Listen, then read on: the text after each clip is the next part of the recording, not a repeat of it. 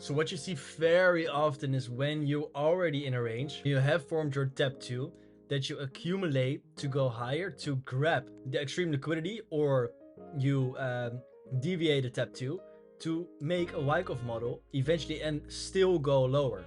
So that's the reason you very often accumulate right after making your tap 2. Right now we are trying to accumulate, and I'm in this long and I'm going over it. So let's go back in time and let's see why I took this. So let's delete this and let's just go back in time right there. Boom. And then you see we are leaving so much liquidity behind. Where's the demand you're coming in? Because you're coming in structured demand, of course. Here, this is structured demand. And there's some more refined demand right there. This is your last bearish candle. Boom, put it on a chart. That's your demand. And you draw your range, of course, from low to high. And then you see you have already a deviation. So this is going to be your tap 2. This is going to be your tap 1. And you're waiting for your tap 3 POI. Push up, push down before going higher. This is going to be your extreme liquidity point. Very obvious. Put your alert there and wait till price comes there, because this is just waiting to go and grab the range high, because this is just all liquidity. You have all those highs stacking up on each other in a demand zone, so it's looking very good. The only thing was that Bitcoin didn't really have a confluence with this trade. USDT didn't really have a confluence with this trade, so it's purely based on XRP. But this model was just looking too good to not take. Let's watch it and let's see if we grab extreme liquidity. Boom, there's your grab. Is the time displacement nice right here? No, because you ideally want more time displacement and then form your tap 3 and then go higher, because then the taps are evenly spread. But that's not the case right here. But the return to zone is so amazing that a trade is possible. So you have your tap 3 right there. Grab the extreme liquidity, and do you break structure? Let's see, because the structure break is right there and that's almost at the EQ, so you're not gonna take that break, so it has to go lower for you to have a trade.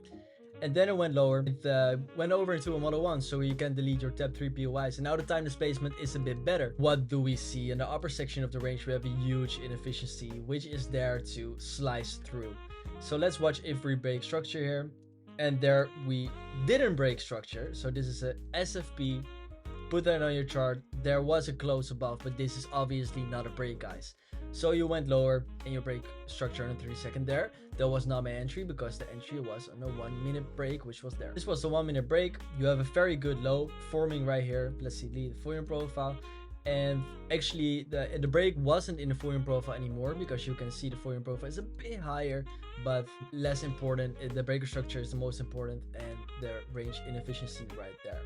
So let's delete the Fourier profile. Let's see if we break structure here. There we go, we break structure. My entry was right there. Boom, and stop below the low. You target the high and you have a nice 3.8 RR potential. Doesn't matter how this trade plays out. And you might think, by the way, is this a 4 tap? Because you have your tap 1, you have your tap 2, you have your tap 3, you have your tap 4. Hey, is it a 4 tap? No, that's not the case. Why? Because, let's delete this X. Because this is not valid structure. You have one candle going up after this step. You have one candle going up and then 2 candles going down.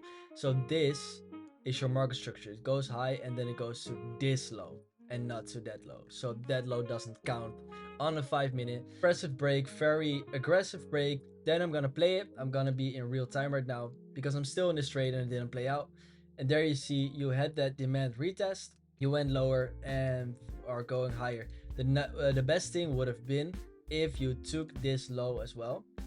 We didn't, so we left liquidity behind right there.